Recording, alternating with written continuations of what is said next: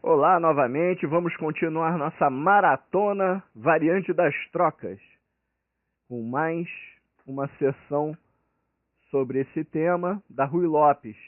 E hoje a gente vai discutir especificamente a continuação da aula anterior, que é qual a estratégia que as negras usam contra a variante das trocas.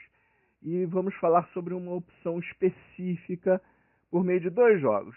Um Lasker e Janovic, de 1909, e outro de Ami e Mamediarov, de 2005. Um século de diferença entre as duas partidas.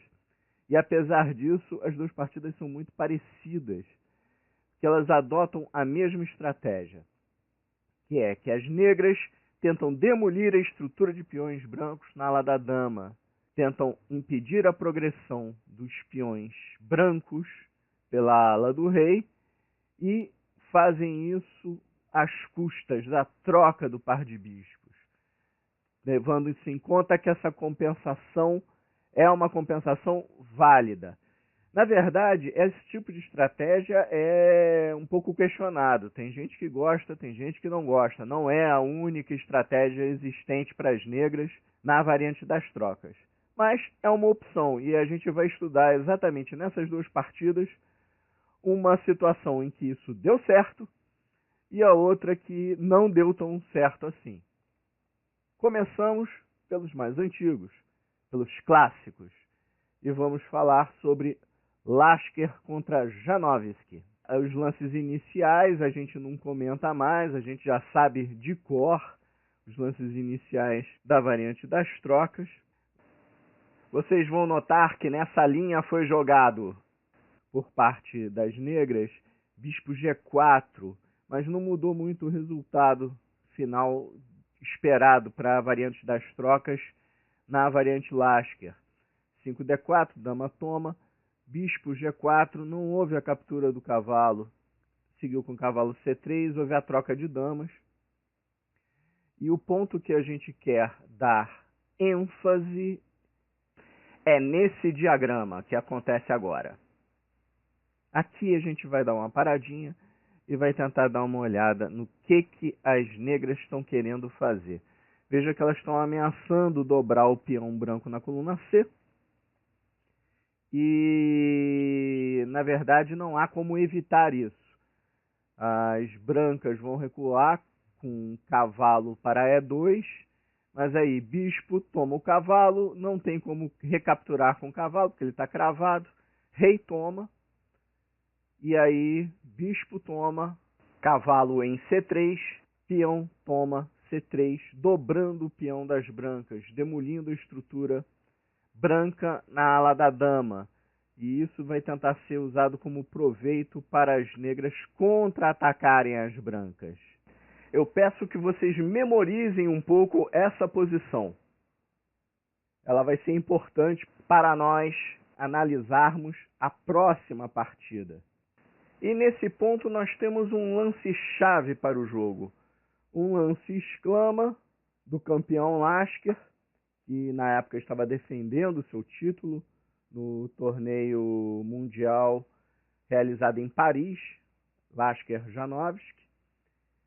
E Lasker exclamou com torre D4. Por que esse lance foi tão importante?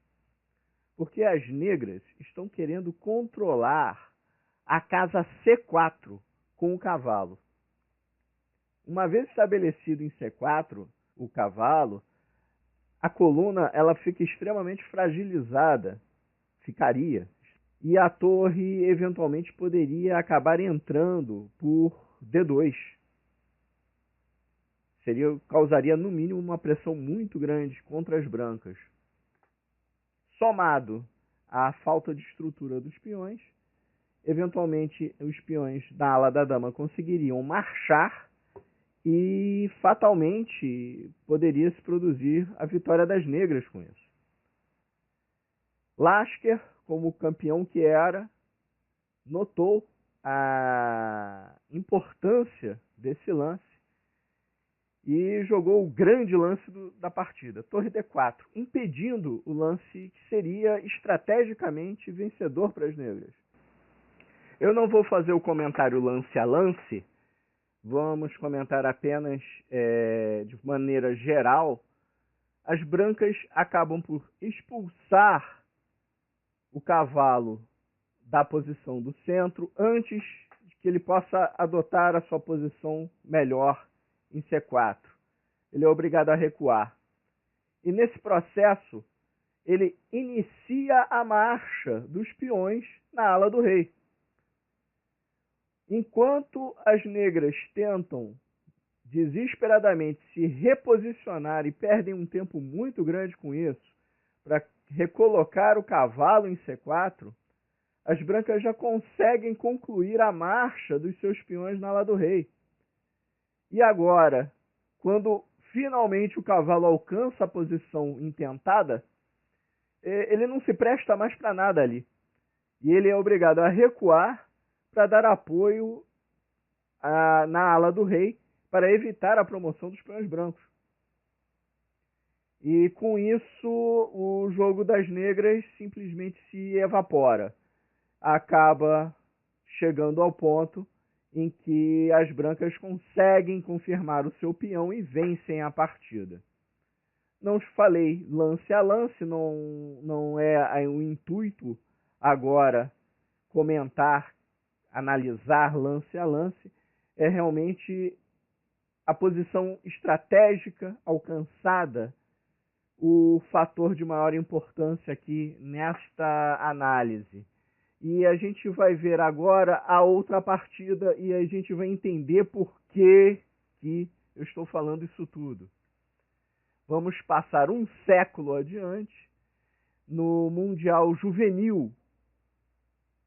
Aqui em 2005 eram 2 garotos, hoje são 2 grandes GMs.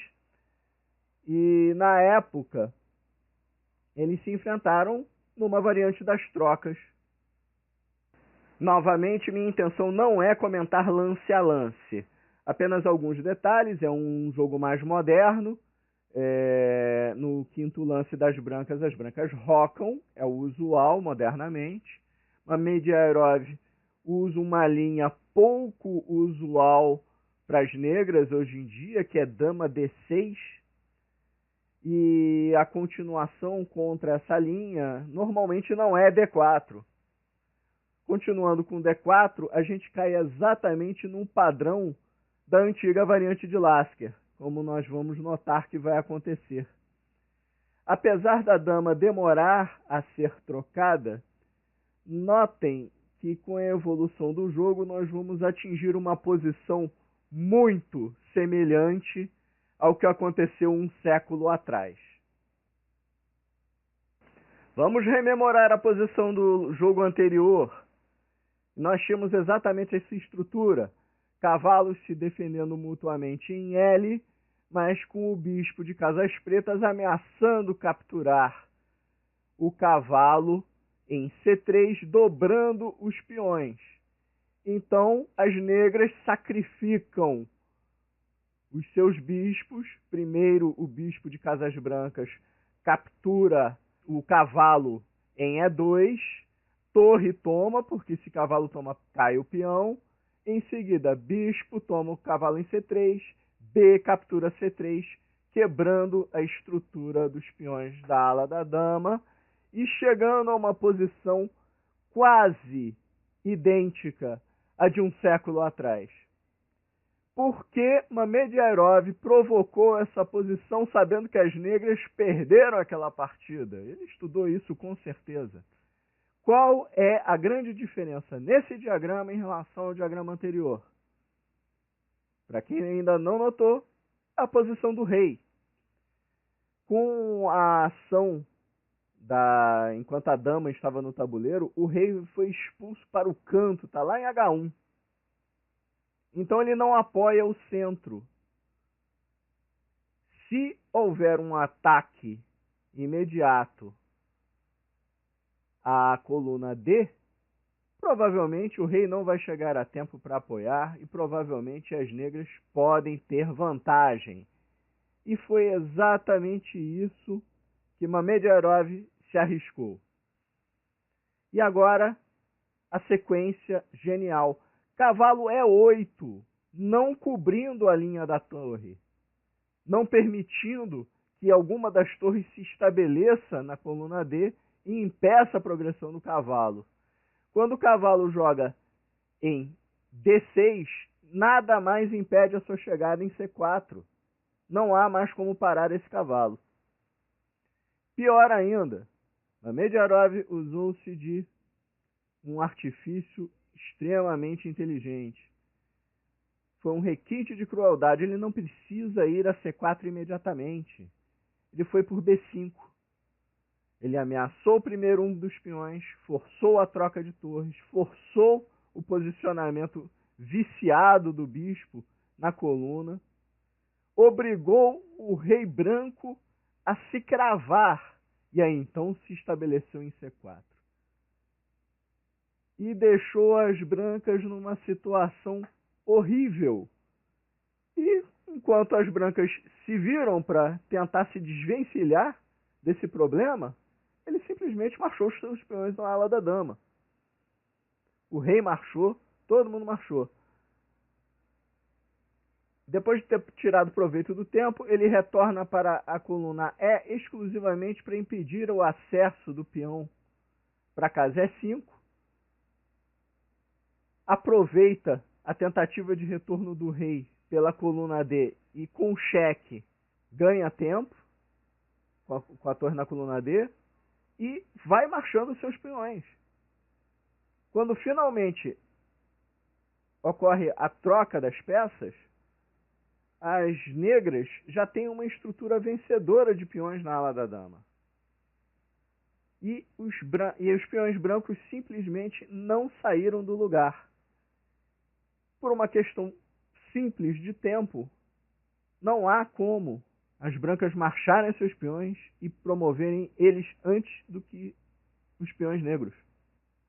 Repito que não é intenção fazer uma análise lance a lance, ainda há várias nuances até o final dessa partida que valem uma análise específica, mas fogem do escopo do que eu queria demonstrar para vocês em relação a essa estratégia de meio-jogo das negras, de demolir a estrutura do peão, da ala da dama das brancas, às custas do seu par de bispos.